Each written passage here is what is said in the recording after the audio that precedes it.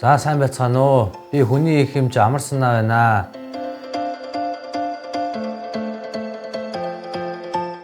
(1996) онд Отож Марнбе их сургууль гэдэг анагаах ухааны сургуулийг төгсөөд түүнээс хойш одоо 26 жил эмчээрээ ажиллаж байна.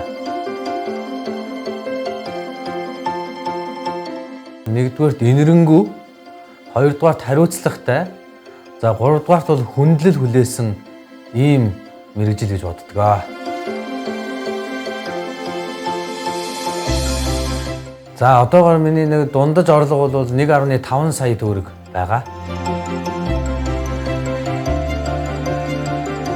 За эмчийн мэргэжлийг бол хамаагүй хүний шахалтаар хийж болдоггүй. Яагаад гэвэл цаг хугацааны эрхэнд бол өөрт чинь эмчийн мэргэжил зохиж гин үү, зохихгүй байна уу гэдэг нь угаасаа хүссэн ч хүсээгүй шалгардаг.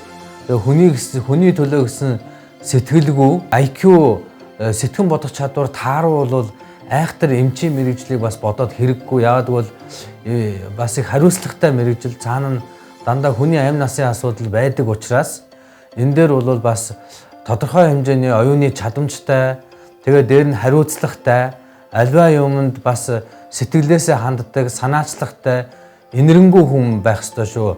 Манай Монгол улсад бол хүний шахалтаар бас эмч болох тохиолдол их гардаг. Яагаад гэвэл манайх заавал нэг эмчтэй болно. Манай гэрээс заавал нэг эмч гарах ёстой гэж зарим үр хүүхдүүдээ бол айхтар эмч болохыг бол шахаад байдаг.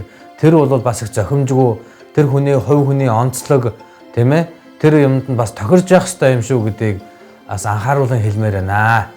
За маргааш мэргэжил бүхэн сайхан хэлцүүлгээрээ эмчийн мэргэжлийн талаар сайхан дэлгэрэнгүй ярилцах учраас тэр үеэр уулзаарай, саатан сонирхоорой. Баярлалаа.